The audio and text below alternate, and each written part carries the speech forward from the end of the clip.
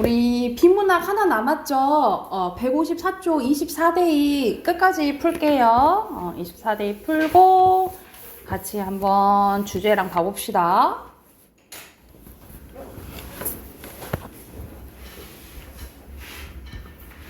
문단 표시 다 하시고 푸세요.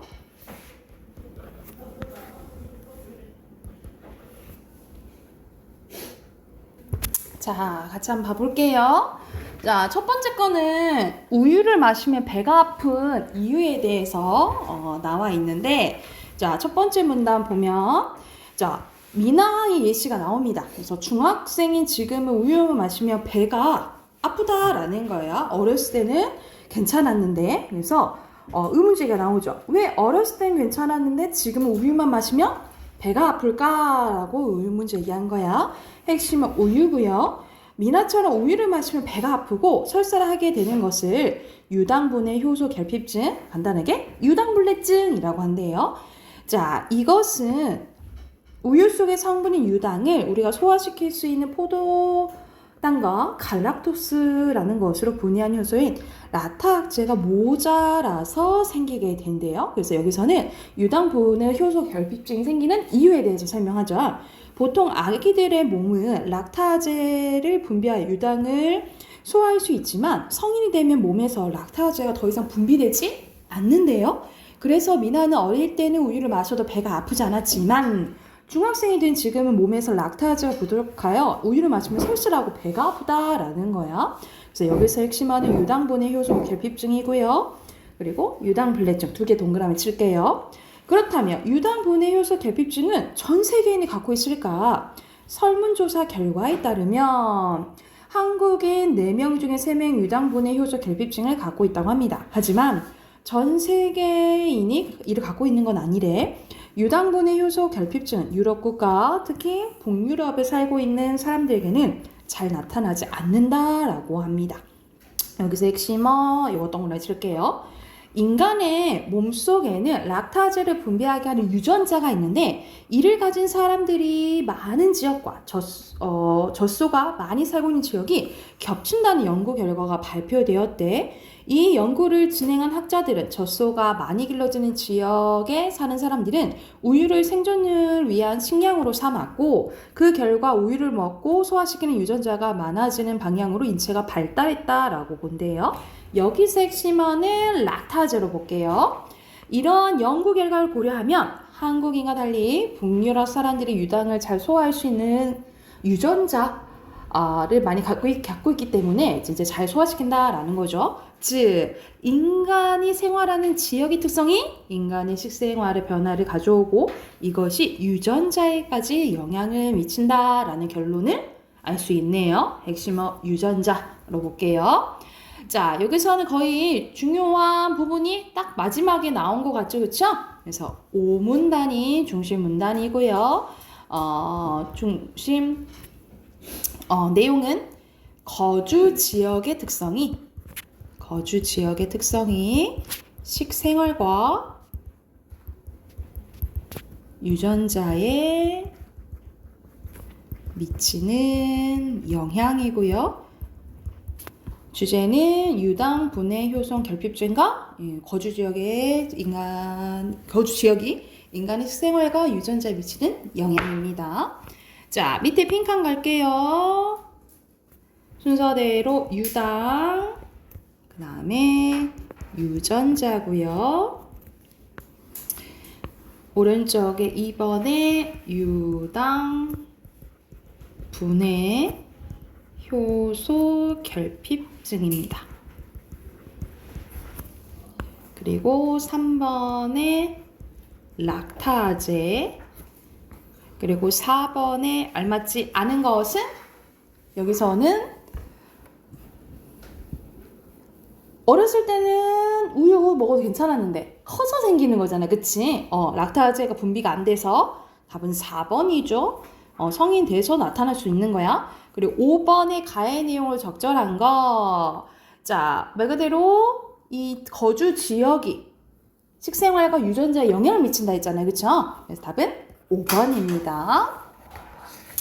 자, 뒤로 넘겨서 마지막 거 한번 해볼게요.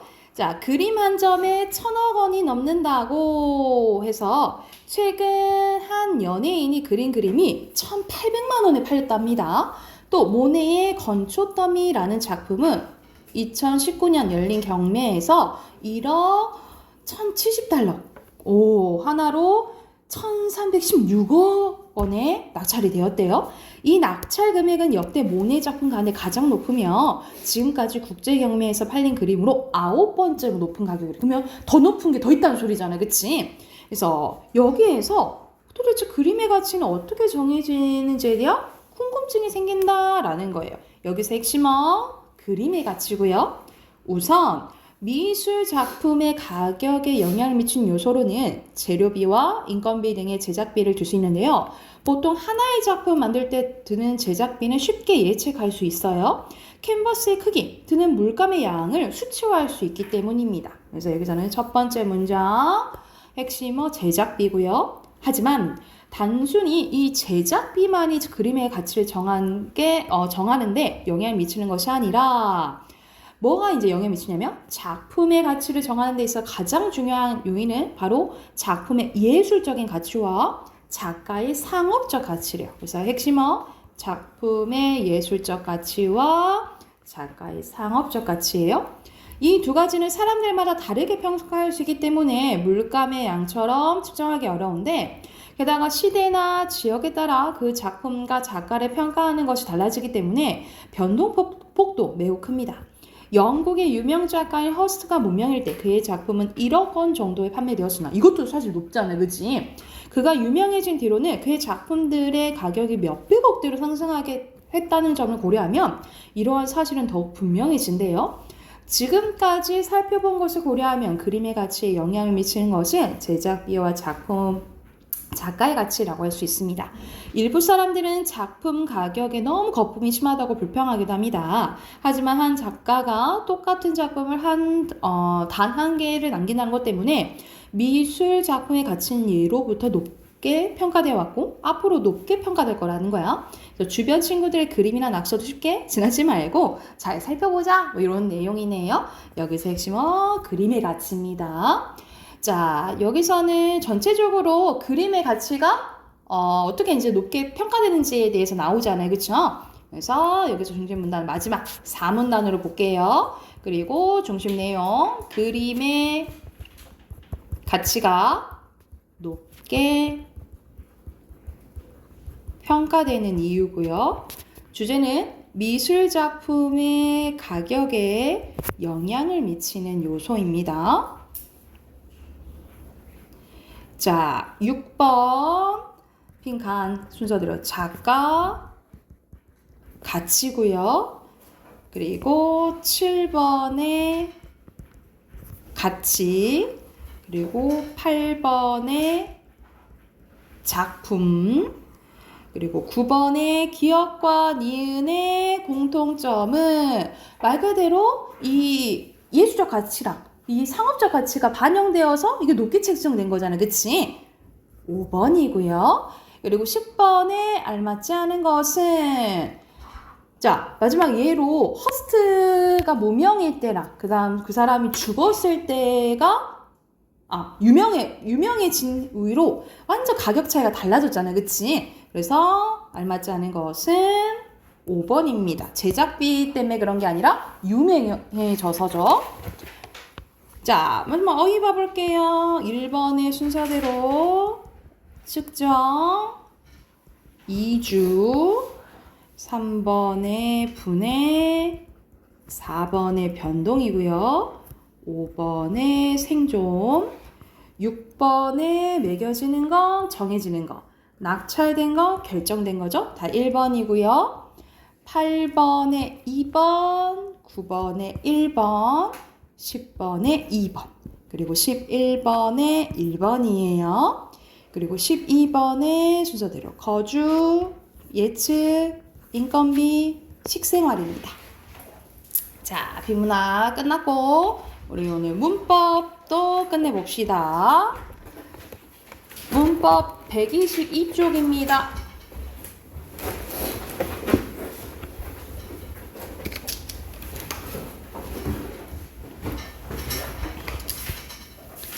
122쪽. 우리 저번 시간에 언어의 특성 했었고요. 그쵸? 언어의 특성 했었고, 오늘 할 부분은 담화입니다. 담화는 우리가 이야기하는 상황이라고 생각하시면 돼요. 자, 우리가 이야기하는 상황이라면 당연히 말하는 사람, 듣는 사람 있어야 되고, 이제 전하는 내용이 있어야 되겠죠. 그쵸? 그래서 구성 요소도 이제 한번 살펴볼 거예요. 자, 첫 번째, 담화의 개념입니다. 자, 우리가 담화는 이야기하는 이제 상황을 생각하시면 되고, 자, 우리가 전한 예를 들어서, 선생님이 서준아! 이렇게 불렀어. 그럼 서준이가 네! 할 거잖아요. 그쵸? 선생님이 서준아! 한번 부르는 것을 뭐라 하냐면, 하나의 그 문장을 발화라고 해요. 그래서 첫 번째 문장, 머릿속의 생각을 소리내어 실제 문장으로 나타낸 것. 실제 문장으로 나타낸 걸 뭐라 한다는 거야? 발화라고 해요. 발화라고 하고, 이 발화가 연속되면 뭐가 되냐? 담화가 된다라고 보시면 돼요. 다시, 자, 우리가 머릿속의 생각이 소리로 실제 문장으로 나타낸 거 뭐라 한다고? 발화라고 하고, 이 발화가 연속되면 뭐가 된다고요? 담화라고 봅니다. 그래서 담화를 뭐라고도 하냐면 써놓으세요. 발화의 연속체라고 해요. 발화의 연속체를 담화라고 합니다. 담화. 자, 담화의 구성 요소입니다. 선생님이 말했듯이 말하는 사람이 있으면 듣는 사람이 있어야겠죠? 그래서 첫 번째, 화자 있어야 되고요. 두 번째, 한자로 청자 있어야 돼요. 그리고 전하는 말, 그리고 배경인 맥락이 있어야 됩니다. 그래서 담화의 구성 요소는 네 가지예요. 다시 청자, 화자, 그리고 전하는 내용, 맥락, 이렇게 네 가지다라고 생각하시면 돼요. 말하는 이와 듣는 이, 발화, 맥락이 담화의 구성 요소 네 가지고요. 근데 여러분 맥락, 여기서 중요한 게 맥락이야. 이 맥락이 크게 두 가지로 나뉘어져요. 두 가지로 나뉘어지는데 상황 맥락과 밑에 보면 사회 문화적 맥락으로 나뉘어져요. 자, 맥락이 크게 어떻게 나뉘어진다고? 상황 맥락이랑 사회 문화적 맥락으로 나뉘어진다라고 생각하시면 되는데, 자, 첫 번째 상황 맥락은요. 자, 어떨 때냐면 담화가 이루어지는 구체적인 시간이거나 공간적인 상황을 얘기하고요. 또 뭐 두 번째는 말하는 이의 의도나 목적. 하나 더 써놓을게. 세 번째, 화자와 청자의 관계에 관련된 거면 상황 맥락이라고 보시면 돼요. 다시 시간과 공간, 의도나 목적, 화자와 청자의 관계와 관련된 거면 상황 맥락이에요. 여러분 대표적으로 예를 들어볼게. 똑같이 어떠세요? 라는 말이 있어. 똑같은 어떠세요? 라는데 이게 장소 그리고 화자와 청자의 관계에 따라 달라진다는 거. 예를 들어서 여러분 우리 식당에 갔을 때 식당에 가서 아줌마가 어떠세요? 라고 물어봤어. 뭐 물어보는 거야? 음식 맛 어떠냐고 물어보는 거잖아. 그치? 근데 만약 여러분 병원에 갔어? 병원에서 의사 선생님이 어떠세요? 라고 물어봤어. 그건 뭐야? 몸 괜찮냐 물어보는 거잖아. 그치? 그래서 똑같은 말이라도 시간과 장소에 따라 달라지거나 또는 화자와 청자와의 관계에 따라 달라지는 게 뭐? 상황 맥락이라고 보시면 돼요. 여러분 의도나 목적은 뭐냐면 예를 들어서 의연이가 늦은 거야. 늦었네. 선생님이 의연이한테 의연이 지금 몇 시야? 내가 그랬어. 근데 의연이가 2시 40분인데요? 이렇게 대답하면 맥락이 맞지 않는 거예요. 왜? 선생님이 어떤 의도로 말을 한 거야? 진짜 시간 물어본 거야? 그게 아니고 너 지금 몇 시야? 라고 하는 거는 왜 이렇게 늦었냐? 라고 이제 약간 책망하는 거잖아. 그치? 이런 식으로 의도가 담겨져 있는 게 무슨 맥락? 상황 맥락이라고 보시면 돼요. 이해됐나요? 그래서 다시 첫 번째 시간과 장소와 관련되거나 또 의도와 목적 또는 화자와 청자와 관계와 관련된 게 무슨 맥락?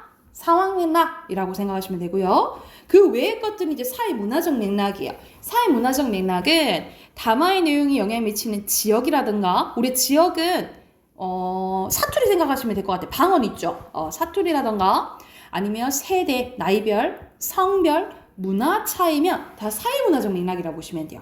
자, 예를 들어서 세대했다는 거. 예를 들어서 할머니가 김치찌개를 엄청 맛있게 끓여주신 거야. 근데 할머니 김치찌개 맛있어요! 라고 해도 되지만 할머니 김치찌개 JMT! 막 이랬어. 그러면서 할머니가 알아먹기 좀 어려우시겠지, 그치? 뭐 이런 게 사회문화적 맥락이라던가 아니면 문화 차이. 우리는 약간 겸손의 문화가 있어요. 그래서 막 이렇게 음식을 많이 차려도 아이고 차린 건 많이 없지만 많이 드세요. 이런 말을 한단 말이지, 그치? 뭐 이런 것들이 근데 외국인이 들었을 때 뭐 차린 게 많은데 왜 차린 게 없다 해? 뭐 이럴 수도 있고 뭐 우리가 뜨끈한 거 먹었을 때 뭐 이제 약간 몸이 뜨뜻해지고 좋았을 때 시원하다 국물 시원하다 이런 말 하잖아, 그치? 근데 뜨거운데 왜 시원하다 하지? 이런 거는 우리만의 문화거든요. 그래서 이렇게 문화 차이라던가 세대 차이, 지역 차이, 성별 차이면 무슨 맥락? 사회문화적 맥락이라 보시면 돼요. 자, 예전에는 여러분 요즘에는 버스 카드, 체크카드나 교통카드가 있잖아요. 그쵸? 그래서 신용카드나 체크카드나 교통카드 다 되잖아? 근데 예전에는 이 버스 전용 그 카드가 있었어요. 그래서 그거를 뭐 편의점이나 슈퍼에서 충전했거든. 그래서 가서 5,000원 충전해주세요. 뭐 10,000원 충전해주세요. 이렇게 해서 썼거든요. 여러분은 쓴 적 없지, 그지? 이런 게 뭐 버스카드 충전하는 거, 뻑카충 뭐 이렇게 얘기하는 거. 이제 지금은 이제 별 안 쓰죠. 시험에서 미역국 먹었어. 우리 미역국 진짜 먹다도 있지만 너 시험 잘 봤어? 미역국 먹었어. 이거 뭐 시험에 떨어지다. 이런 의미라고 생각하시면 될 것 같아요. 그래서 이와 관련된 게 무슨 맥락? 사회 문화적 맥락이라고 보시면 될 것 같고요. 자, 뒤로 넘겨서 이어지거든요, 내용이. 여기까지 하고 해당하는 문제 풀어볼게. 자, 담화의 특성 봐보면 자, 말하는 이의 의도나 목적에 따라 발화 의미가 달라질 수 있는데 이거 무슨 맥락이라고? 상황 맥락이에요. 이거 무슨 맥락? 상황 맥락. 그리고 원활한 의사소통을 하려면 상대방의 처지, 입장, 상황을 고려해야 되는데 이 그림과 관련된 거, 외국인 관련된 거, 그리고 이건 세대 차이니까 이거는 사회 소신 잡았다. 사회 문화적 맥락과 관련된 거라 생각하시면 돼요. 사회 문화적 맥락. 위에는 상황 맥락, 여기는 사회 문화적 맥락 써놓으시고 그리고 말하는 이와 듣는 이 위치에 따라 적절한 지시어도 잘 사용해야 되고요. 담화에 참여한 사람들의 나이에 따라 높임 표현도 잘 써야 된다라고 보시면 돼요. 그리고 밑에는 담화 유형 나와 있는데 이런 게 있다 정도만 알면 될 것 같아. 막 다 외울 필요는 없어. 보면 첫 번째 정보를 제공하는 담화. 대표 중에 강의. 선생님이 이제 여러분께 하고 있는 강의도 정보를 제공하는 담화예요. 뉴스, 보도. 호소는 설득하는 걸 얘기를 해요. 대표 중에 광고, 연설. 그리고 친교는 우리 일상적으로 대화하는 거 있죠? 그런 게 다 친교예요. 그리고 약속 담화는 선서, 맹세가 대표적인 예시라고 생각하시면 됩니다. 요와 관련된 게 이제 담화거든요. 앞으로 잠깐 넘겨와서 앞에 여러분 123쪽 풀기 전에 선생님이 아까 여기 넘어가 버렸다. 여기 잠깐 봐볼게요. 담화의 구성 요건 중요한데 이걸 넘어가 버렸네. 담화의 구성 요건 봐볼게요. 잠깐만요. 눌려져 버렸네. 담화의 구성 요건은 크게 두 가지가 있어요. 몇 가지 있다고?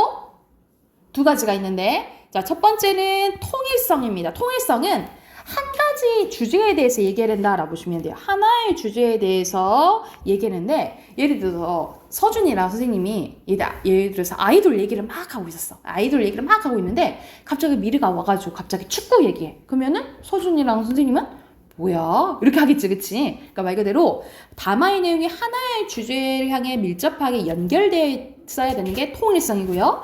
그리고 지시어나 접속어를 사용해서 만약 담화와 담화 또는 문장과 문장이 긴밀하게 연결되어 있어야 된다라는 게 응집성이에요. 그래서 말 그대로 잘 연결되어야 된다라는 게 응집성이라고 생각하시면 돼요. 그래서 담화에는 뭐가 있어야 된다? 통일성이랑 무슨 성? 응집성이 있어야 된다라고 보시면 돼요. 이해됐을까요? 그러면 여기 참고하면서 123쪽이랑 120 125쪽부터 아예 127쪽까지 풀게요. 127쪽까지 쭉 풀게요. 123, 125쪽부터 127쪽까지 문제 풀고 답 확인 한 번에 할게요.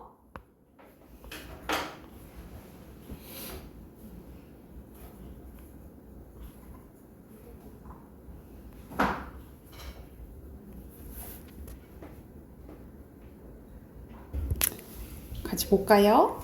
123쪽부터 해볼게요. 1번에 실제 문제형으로 말하는 건 발화. 이 발화가 연속되면 담화가 된다고 했죠. 그죠?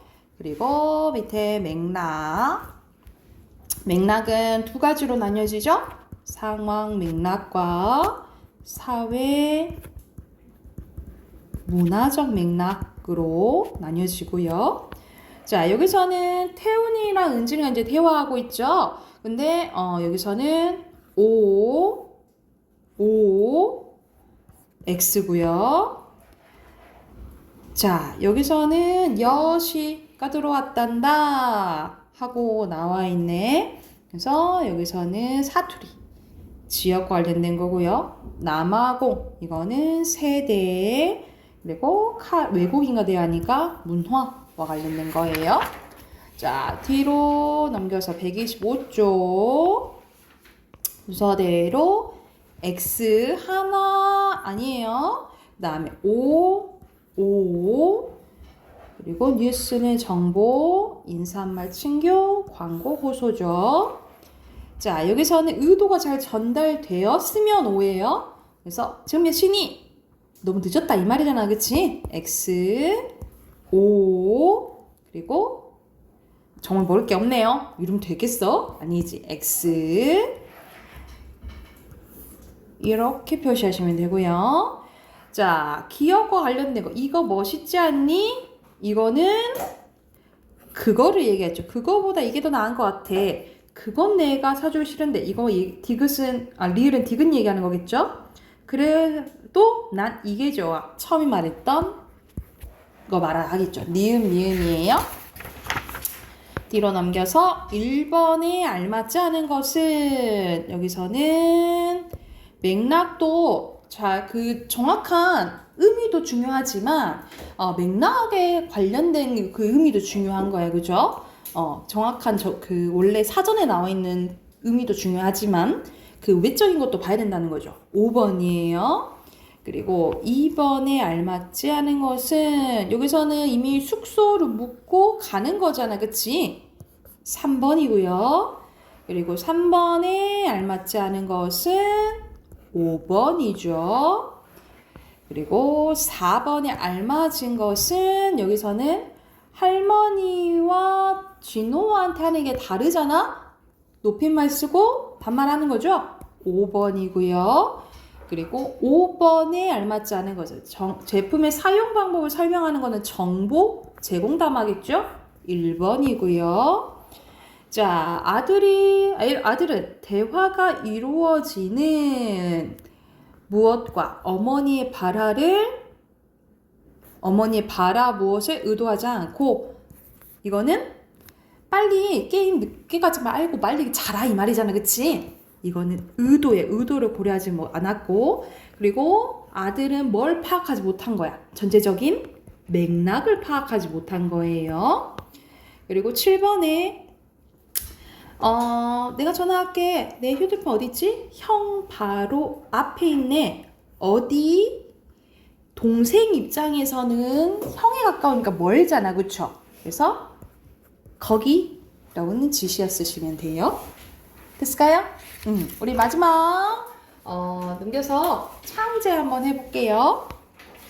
창제 원리 해볼 건데 우리가 세종대왕이 우리 한글을 만든 건 여러분 알고 있잖아요. 그치? 이 한글을 만들었을 때 이때 당시엔 지금이랑 쓰인 거는 조금은 달라요. 조금은 다르고 그리고 어떻게 만들게 되는지 그 원리에 대해서는 조금 외워두셔야 돼요. 자, 첫 번째 자, 훈민정음입니다. 우리가 지금은 한글이라고 하지만 우리 세종대왕이 만들었을 때 한글을 뭐라 불렀어요? 훈민정음이라고 불렀어요. 이 훈민정음은 뜻은 백성을 가르치는 바른 소리입니다. 밑줄. 백성을 가르치는 바른 소리란 뜻이에요. 그래서 1443년에 창제해서 1446년에 반포했다라고 보시면 돼요. 그래서 우리가 크게 자음과 모음을 만들었는데 자음을 만드는 원리랑 모음을 만드는 원리랑 조금 달라요. 먼저 자음을 만드는 원리 봐볼게. 원리가 세 가지 있거든요. 첫 번째, 상형의 원리예요. 여러분, 상형은 무엇인가 본뜬다라는 거라고 생각하시면 되거든요. 뭘 본땄냐면 우리가 발음하는 기관 있죠. 우리 입 발음하는 기관의 모양을 본땄어요. 그래서 기본자를 만들었는데 기본자가 5자입니다. 그 5자가 기역, 니은, 미음, 쇼, 이응이에요. 그래서 상형자로 몇 자를 만들어? 5자를 만들어요. 자, 순서대로 밑에 표 봐볼게. 자, 기역은 여러분, 기역은 어금니 소리로 혀뿌리가 목구멍을 막는 모양을 보던 거예요. 뭐? 혀뿌리가 목구멍을 막는 모양이에요. 그래서 뭐라고 하냐면 한자로 써놓죠, 여러분. 아음이라고 해요. 한자로 아음이라고 하고. 두 번째, 니은이요. 니은은 혀끝이 윗잇몸에 닿는 모양이야. 그래서 혀소리라고 해서 혀설자로 설음이에요. 설음. 자, 그리고 미음은 입의 모양 또는 입술 모양을 못 따서 입술 소리 순음이고요. 순음. 그리고 시옷은 이의, 우리 치아 있잖아요. 이의 모양을 못 따서 입소리 치음입니다. 치음. 그리고 이응은 목구멍의 모양을 못 따서 목구멍의 소리예요. 그래서 후음입니다. 후음이에요. 그래서 순서대로 기역, 니은, 미음, 쇼, 이응을 만들었다. 이게 상형의 원리로 만든 무슨 자? 기본자예요. 기본자. 기본자를 5자 만들었고 두 번째는 가획의 원리예요. 가획은 획을 더하다. 가짜가 더할 가짜거든요. 획을 더하다라는 내용이야. 5개의 기본자의 획을 더해서 3글자를 만들었는데 기본자의 획을 더하면 여기 중요. 소리의 세기가 세져요. 소리의 세기가 세진다라고 보시면 돼요. 획을 더하면 뭐가 세져? 소리의 세기가 세져. 그래서 총 9자를 만들어요. 자, 봐볼게. 기역이 획을 더하면 키읔, 니은의 획을 더하면 디귿티읕, 그리고 미음의 획을 더하면 비읍, 피읍, 시옷의 획을 더하면 지읒. 모양 다 비슷하죠, 그쵸? 그리고 이응의 획을 더하면 여린이읒, 히읗이. 여기 봐봐. 처음 보는 게 있지, 그치? 자, 요렇게 생긴 거죠. 지금은 없어졌어요. 근데 이때 당시에 있었어. 이걸 뭐라고 부르냐면 여린히읗이라고 불러요. 여린히읗. 그래서 예전에는 요런 글자가 있었다라고 알아두시면 돼요. 그래서 가획의 원리로 총 몇 자? 9자를 만들었다라고 보시면 돼요. 9자예요. 이해 됐나요? 그리고 마지막 세 번째, 이체의 원리입니다. 이체의 원리는 달리 만들어졌다라는 거야. 이건 뭐냐면, 자, 아까 전에 선생님이 가획의 원리의 특징은 뭐라 했어? 획이 더해지면 소리가 세진다 했죠, 그쵸? 근데 이체의 원리는 획이 더해진다 해도 소리가 세지지 않아요. 그래서 여기 밑줄 소리의 세기가 세지지 않아요. 나타나지 않아요. 그래서 3가지가 있는데 여러분 이거 잘 안 보이는데 이렇게 꼭지 달린 거거든요. 이걸 뭐라 하냐면 옛날 이응이라 해서 예디응이라고 하고 그 다음에 리을 그리고 세모같이 하나 보인다 그치? 이걸 뭐라고 하냐면 반치음이라고 부릅니다. 이소리라고 해서 반치음이라고 불러요. 그래서 지금 안 쓰이는 게 3가지 있죠? 여린이음, 반치음, 예디음. 그리고 이체자는 총 3자입니다. 이렇게 예디음, 리을, 반치음을 뭐라 한다? 이체자라고 해요. 이체자. 그래서 봐봐. 5자, 9자, 3자에서 총 몇 자를 만들어요? 17자에 써놓으세요. 17자를 만듭니다. 몇 자를 만들어? 17자를 만들었다라고 보시면 돼요. 17자예요. 선생님 그러면 다른 자음들 없었어요? 막 쌍자음 이런 거 없었어요? 이때도 있었어. 그 원리는 뭐라고 보시면 되냐면 추가적으로 쓸게요. 우리가 이런 식으로 쌍자음도 있었거든요. 쌍자음도 있었고 이렇게 막 서로 다른 것들도 뭐 있었겠죠. 뭐 이런 것도 서로 다르게 붙은 것도 있었겠죠. 이런 식으로 가로로 똑같은 것을 붙이거나 서로 다른 거를 가로로 붙이는 것을 병서의 원리라고 했어요. 병서의 원리라고 했고 만약 똑같은 게 오면 각자병서라고 했고요. 각자예요. 각자병서. 서로 다른 게 오면 합용병서라고 해요. 다시 자 우리가 가로로 나란히 쓰는 것을 병서의 원리라고 하는데 똑같은 게 오면은 각자병서, 서로 다른 게 오면은 합용병서라고 보시면 되고 예전에는 세로로 쓰는 것도 있었거든요. 예를 들어서 희한한데 뭐 요렇게 쓰는 것도 있었어요. 이런 것은 무슨 원리라 하냐면 연서의 원리라고 해요. 그래서 요거 부를 때는 순경음 비읍 뭐 이렇게 불렀거든요. 그래서 가로로 쓰는 건 이것만 좀 알아두면 돼. 가로로 쓰는 건 병서, 세로로 쓰는 건 뭐? 연서 이렇게 생각하시면 돼요. 가로로 쓰는 건 병서, 세로로 쓰는 건 연서. 이해됐을까요? 자, 그러면 바로 오른쪽에 모음 갈게요. 여러분 모음에는 11자를 만듭니다. 11자거든요. 그래서 총 자음 11자, 모음 11자를 해서 28자를 만드는 거야.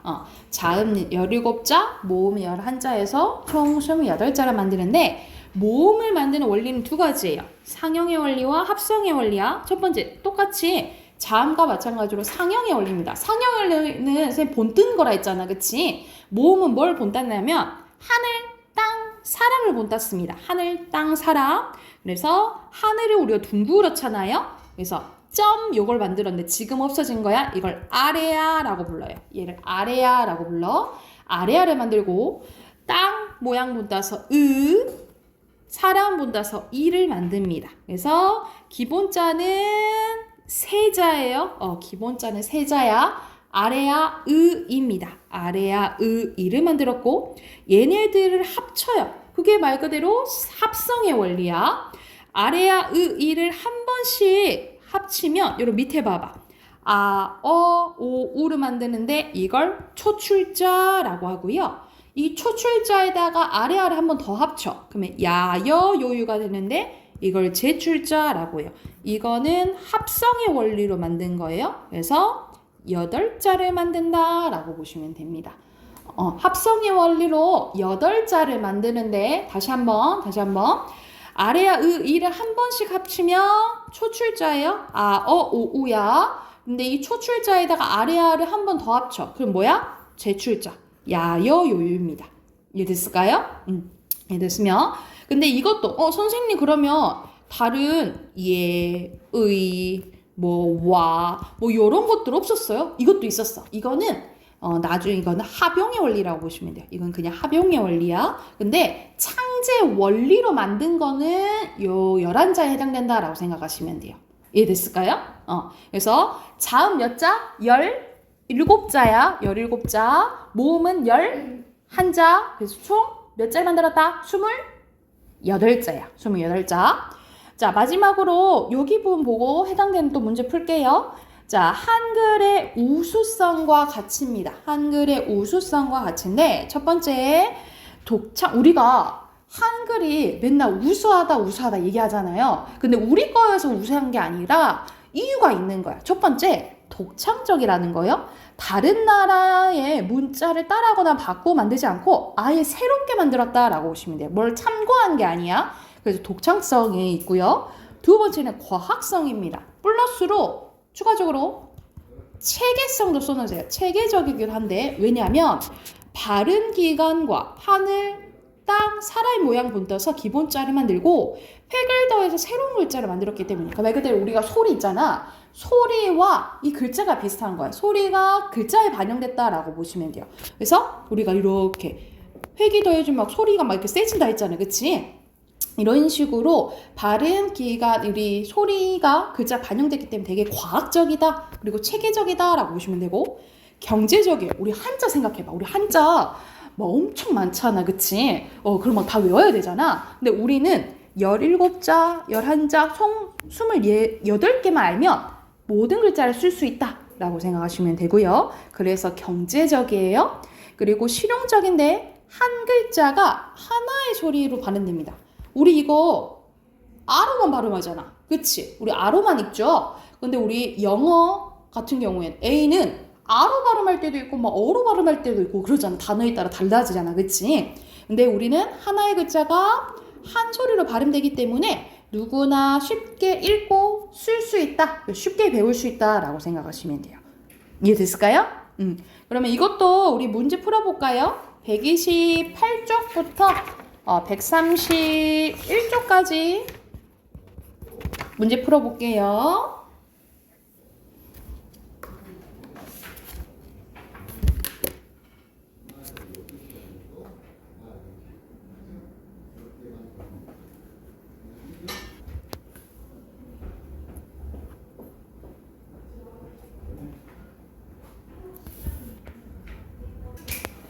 다 푼 친구들은 뒤에 164쪽, 165쪽도 풀게요. 다 우리 끝내버리게. 164, 165쪽. 이걸 숙제를 해볼까요? 지금 조금 덜 풀었어. 미리 좀 덜 풀었지? 160, 다 풀었어? 164, 165쪽도 체크. 164, 165쪽. 이거 내일 한꺼번에 채점할게요. 그래서 이거 숙제를 해오시고, 내일 월말평가 보잖아요. 우리 거기 부분 본다 그랬지? 표준 발음법 부분 볼 거예요. 그래서 여러분 범위로 알려주면, 페이지 알려주면 106쪽부터 114쪽이에요. 문제까지 합하면 106쪽부터 114쪽 공부해 오시고 내일 단어도 볼 거예요. 먼저 21강 단어 먼저 보고 선생님 공부할 시간 주고 월말평가 볼게요. 아셨죠? 그리고 내일 문법책 이거 갖고 오세요. 숙제 확인해야 되니까 알겠지? 내일 봅시다.